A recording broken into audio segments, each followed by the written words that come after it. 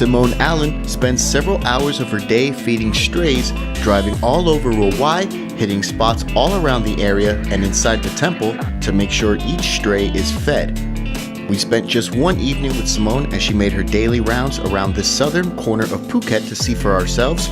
We started at Simone's home where she makes her preparations. Feed the animals every day. So preparing the food takes up to 45 minutes. You've got medicines rounds, which can take between half an hour depending on how many are sick. And then actually feeding the animals, it takes about an hour and 45 minutes.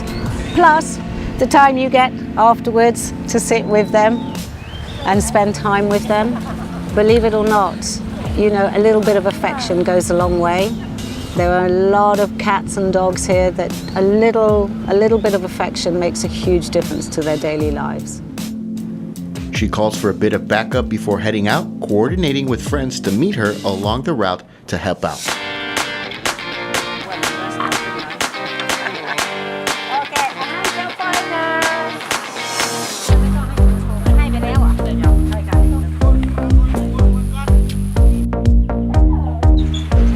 Have the dog treats, and then they get used. They get used as plates. It's clear she knows all of the animals, from the medicines they need to take to the names of each and every one. I've named most of the animals. All the animals that get treated by myself have names. And also I ask people on social media when I've posted them up. I meet tourists who happen to see me feeding and they come along. So what are your names? Oh, that's your name now, that's your name now. As we make our way to the next stop to meet our helpers, it's clear we're in for the long haul. So how much food does she actually use for the strays? And where does she get it all? I use about 50 to 60 cans of tinned cat food. I'm using between 9 and 10 kilos of dry food. Then there's meat for the dogs and their dry food as well. I get the food from donors or from all the supermarkets. We've sourced at different places because the more money we save, the more food we can eventually have to feed others. Animals, if they have a routine, they'll wait for you. If I change my routine at all, sometimes I have animals following me because they're going, you didn't stop here, you know, so they'll follow me. So actually the routine is incredibly important. I try not to deviate from that.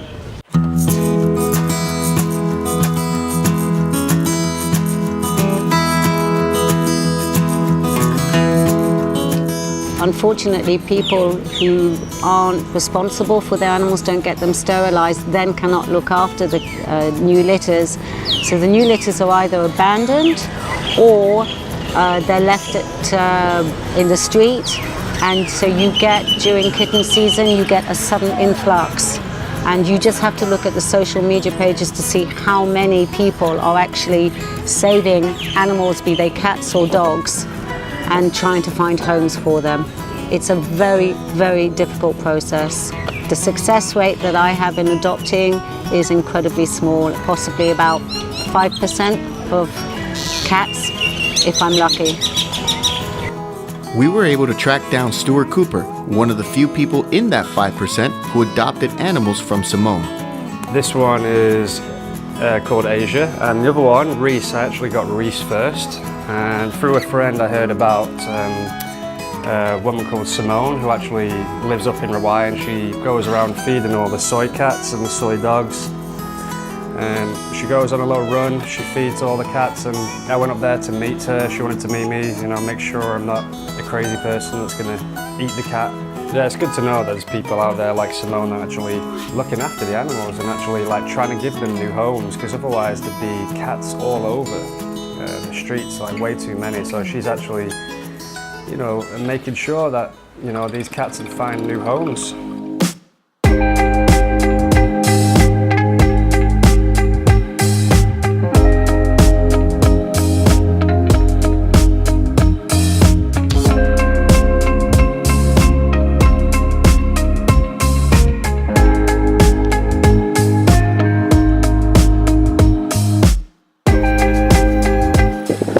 This one, slowly, after a period of time, once it knows it can get food here, and it will probably move inside, then check to see whether it's being sterilised or not. range of sterilisation, and it will have a safe area. And as it's quite young and sweet, perhaps try and get it adopted. That would be an ideal situation.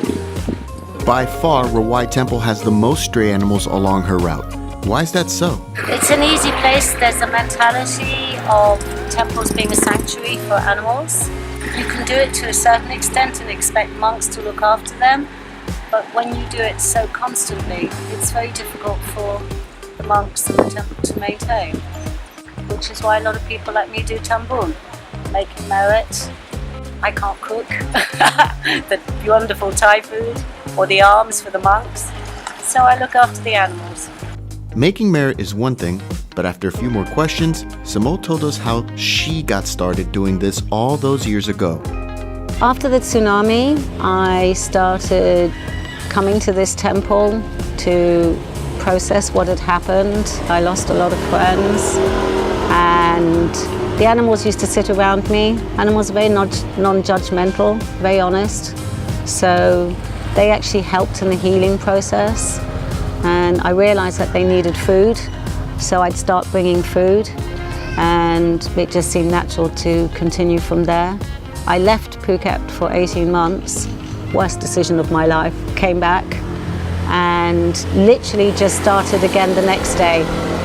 And for some of the dogs that were still here, it was like no 18 months period had changed. Nothing had changed, which is great. There used to be 50 to 60 dogs here. Now, this year we have about 70 to 80 cats here, and we have 5 to 6 dogs. So it's changed around completely. We now, with the sterilisation of the dogs over the years, their numbers have reduced. So now what we're being subject to is a cat explosion. And that's why there are so many cats.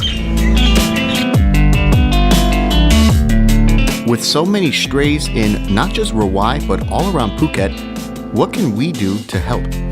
Currently in Phuket, there are over 100 volunteers like myself who do this, who are actually registered with Soy Dog, so that we all work in partnership together.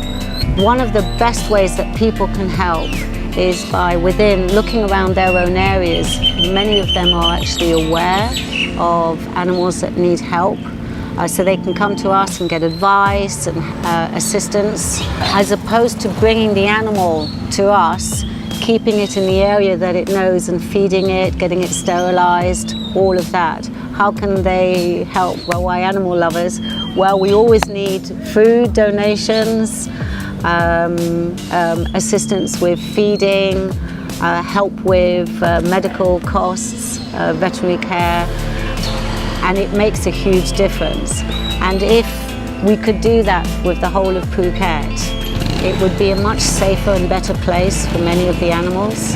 Education is a way forward, teaching people that it's not actually that difficult. It doesn't take that much effort to make a huge difference.